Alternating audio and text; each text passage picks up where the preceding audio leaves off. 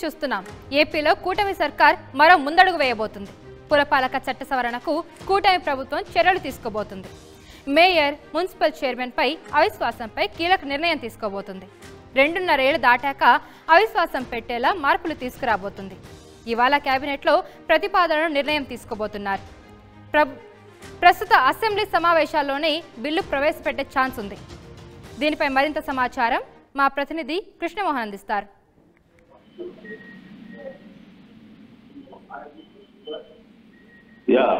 మొత్తం మీద ఏదైతే ఉందో మేయర్, పురపాలక చైర్మన్ పదవి కాలం 2 విశ్వాస తీర్మానం పెట్టేలా ఈరోజు సాయంత్రం జరగబోతున్న కేబినెట్ లో దాని మీద ఒక కీలకమైన నిర్ణయం తీసుకునే పరిస్థితి ఉండబోతుందనే ఒక అంశం అయితే జరుగుతోంది. ఇదే ఇప్పుడు జరిగి తర్వాత రేపు కూడా అసెంబ్లీ ఉంది కాబట్టి రేపు అసెంబ్లీలో వ్యవహారాన్ని కానీ మారిస్తే వ్యవహారంలో ఇక రాబోయే రోజుల్లో అవిశ్వాస తీర్మానం మేయర్ల మీద కావచ్చు, మున్సిపల్ చైర్పర్సన్స్ కావచ్చు, వీటి మీద కానీ పెట్టే విధంగా అయితే 2.5 ఏళ్ల తర్వాత డెఫినెట్ గా పెట్టే అవకాశం ఉంటుంది. కానీ గత ప్రభుత్వం 4 సంవత్సరాల పాటు తర్వాతనే అవిశ్వాస తీర్మానం పెట్టాలనే ఒక నిర్ణయం గతంలో ప్రభుత్వం తీసుకున్న పరిస్థితి అయితే ఉంది.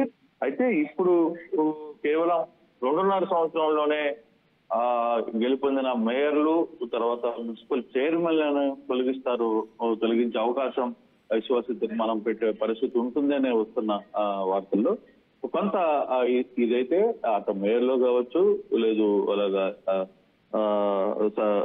మేయర్లకు సంబంధించిన వ్యవహారంలో కావచ్చు, లేకపోతే చైర్మన్ల వ్యవహారంలో సంబంధించి కావచ్చు, కొంత గందరగోళమైన పరిస్థితులు అయితే ఉంటాయి. ఎందుకంటే గతంలో కూడా ఇది 2021లో కూడా ఈ చట్టాన్ని 4 సంవత్సరాలు ఎందుకు పెట్టారంటే గతంలో మంత్రులు కావచ్చు, ఎమ్మెల్యేలు కావచ్చు, చైర్మన్లని తమ చేతుల్లో పెట్టుకునే వాళ్ళు, మేయర్లను తమ చేతుల్లో పెట్టుకుని తమ ఇష్ట ప్రకారం ఆ పురపాలక సంఘంగా వ్యవహరించే వాళ్ళు, అది అవసరమైతే మారుస్తామని బెదిరించేవాళ్ళు. సో ఆ యాంగిల్లో అది కరెక్ట్ కాదు. ప్రజల చేత ఎన్నుకోబడ్డ వాళ్ళు తర్వాత అక్కడ వార్డుగా సంచలనంగా గెలుపొందిన వాళ్ళని ఎమ్మెల్యేలు సాధించే పరిస్థితి ఉంటుంది అనేది ఆ చట్టాన్ని మార్చారు. 4 సంవత్సరాల వరకు మార్చకూడదు.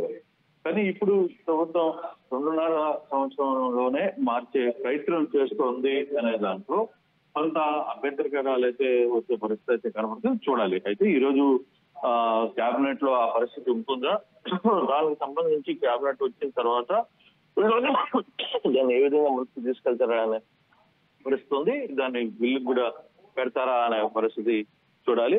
ఈ సాయంత్రం కేబినెట్ లో ఏం జరగబోతుంది అనే అంశాలు అయితే చూడాల్సిన పరిస్థితి కనబడుతుంది. Okay Krishnamohan, thank you.